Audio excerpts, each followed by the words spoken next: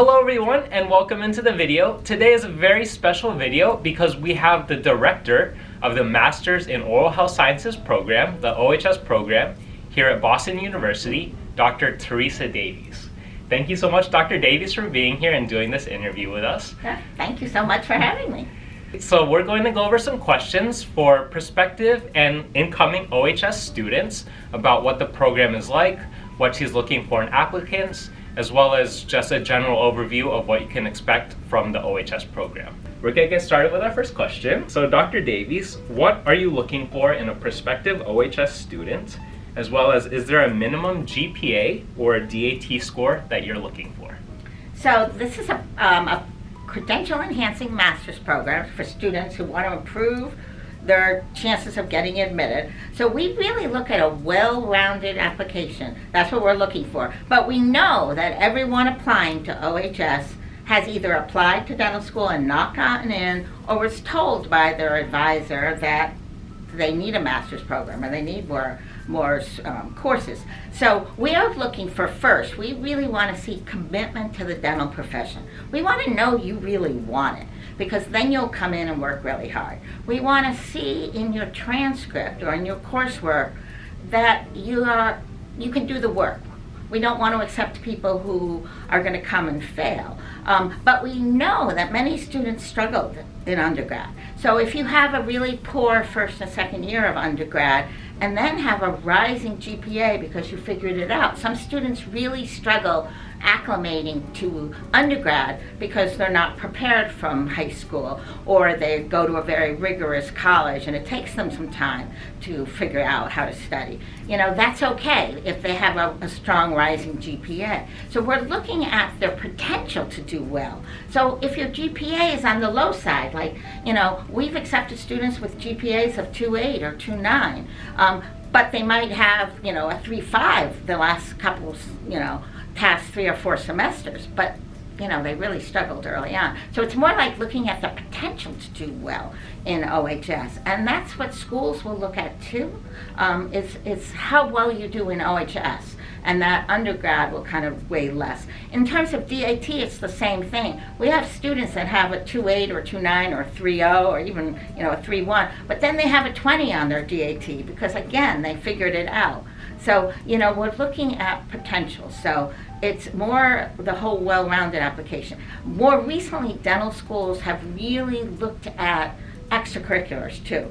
So even though we don't kind of have a rubric where we look at how many extracurriculars you've done, service, research, leadership, dental schools do. So we look at that so that we can advise you if you don't have enough for your dental school application, we will tell you.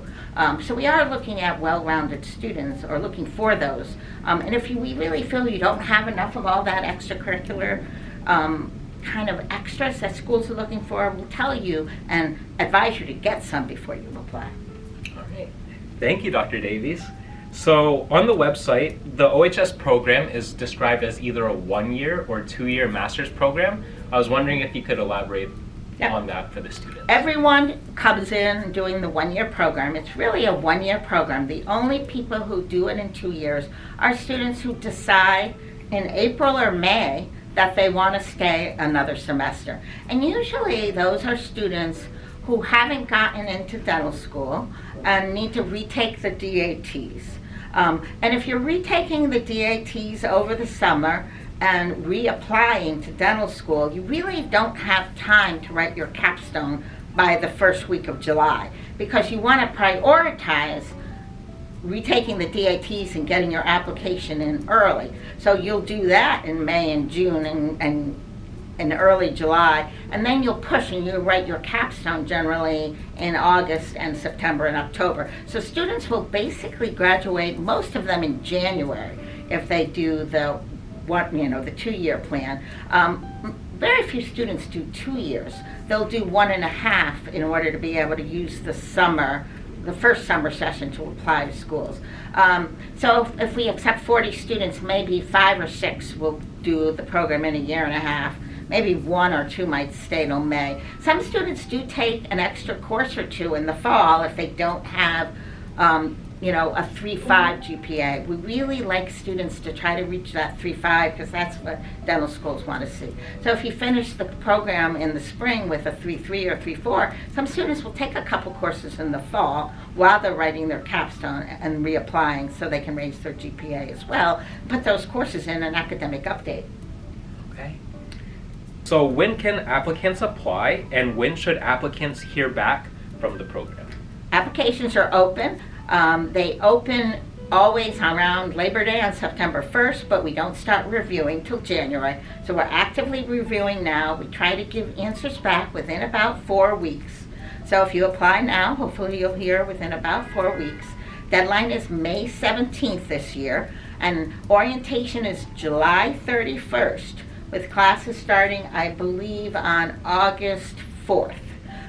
So we start early because we take classes with the dental students that start early. So it's still considered a fall start, but classes do start on first week of August.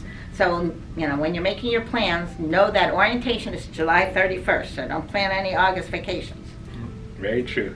Thank you. For any prospective students who are not accepted into OHS, what can they do to increase their chances of getting into the program in following cycles? So usually students that aren't accepted, it's generally either because their DATs are too low, and generally we'll accept DATs that are 16 or 17, if everything else about their application shows, strong potential. But those students need to know that they're going to have to retake the DATs. And sometimes we advise those students to retake the DATs, before they start OHS, before the July 31st start. Sometimes we advise those students to take the DATs after completing the coursework.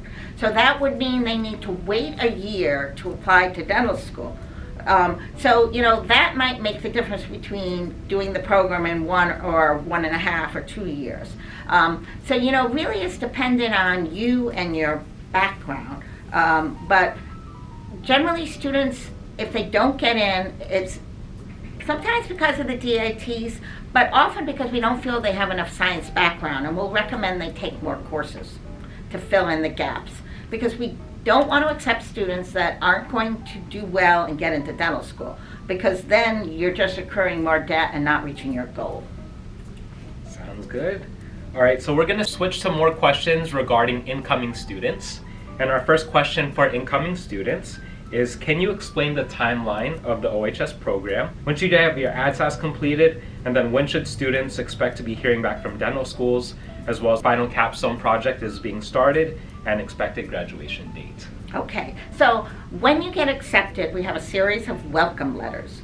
These welcome letters kind of tell you about the program and how to get ready. And one of them, which goes out in about April, is how to highlight OHS on ADSAS. So we try to give you guidance even before you come on how to prepare your ADSAS application. One of the things it says is if you're not sure if you should be applying, if you're competitive, set up a Zoom call with one of us or come and visit us. So generally Dr. Young, who's the assistant director, or I will meet with you and kind of guide you. We'll tell you, do we think you're competitive? Is it worth applying? How many schools? So we do that, and we'll help you prep your ADSAS by telling you what courses to put on it. So schools will know that you're doing a 1-year, master's program, and what courses you're taking.